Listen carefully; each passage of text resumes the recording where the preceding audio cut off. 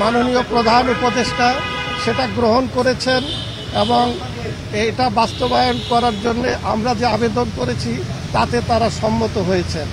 আপনারা জানেন যে গত 16 বছর বাংলাদেশে একটি স্বৈর শাসনের মাধ্যমে গণতান্ত্রিক সকল প্রতিষ্ঠানগুলো ধ্বংস হয়ে গিয়েছিল এবং সেখানে দলীয়করণের মাধ্যমে সেই প্রতিষ্ঠানগুলোর কোনো অস্তিত্ব ছিল না।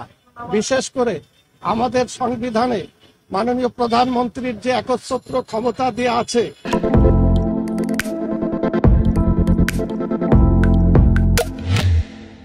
তাতে তিনি ক্ষমতায় যাওয়ার পরে এই রাষ্ট্রের সমস্ত কর্তৃত্ব তার হাতে থাকে। আমরা জানিয়েছি যে ক্ষমতার ভারসাম্য আনতে হবে, সেই জন্য প্রধানমন্ত্রী এবং রাষ্ট্রপতির মধ্যে ক্ষমতার ভারসাম্য এটা বজায় রাখতে হবে। পাশাপাশি যেই তত্ত্বাবধায়ক সরকারের জন্য আমরা আন্দোলন করেছিলাম, বুকের রক্ত দিয়ে অনেকেই এই তত্ত্বাবধায়ক সরকার সংবিধানে প্রতিষ্ঠিত করেছিল, কিন্তু বিগত সময়ে শেখ হাসিনার নেতৃত্বে সরকার সেই তত্ত্বাবধায়ক সরকার বাতিল করে দেয়।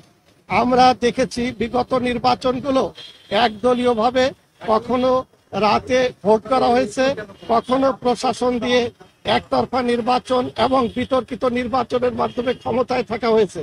সংবিধানের জনগণকে যে মৌলিক অধিকার দেওয়া হয়েছে যে রাষ্ট্রের মালিক জনগণ এবং ভোটাধিকারের মাধ্যমে সে রাষ্ট্রীয় ক্ষমতায় যাবে, সেই অধিকারকে কেড়ে নেওয়া হয়েছিল। সেই জন্য আজকে আমরা মাননীয় প্রধান উপদেষ্টার কাছে বলেছি যে আপনি অবশ্যই এই সংবিধানে তত্ত্বাবধায়ক সরকার ব্যবস্থা পুনঃপ্রতিষ্ঠার উদ্যোগ নেবেন, কারণ আপনি কোনো দলের সমর্থনে ক্ষমতায় আসেন নাই।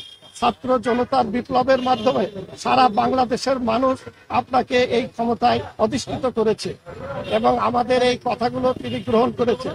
বাংলাদেশে আপনারা দেখেছেন যে এই দেশের সম্পদ লক্ষ লক্ষ কোটি টাকা যেভাবে পাচার করা হয়েছে, সেটা নিয়ে আমাদের প্রিয় নেতা ডক্টর কামাল হোসেন সবসময় সোচ্চার ছিলেন, কিন্তু সেই সরকার সেগুলো আমলে নেয় নাই।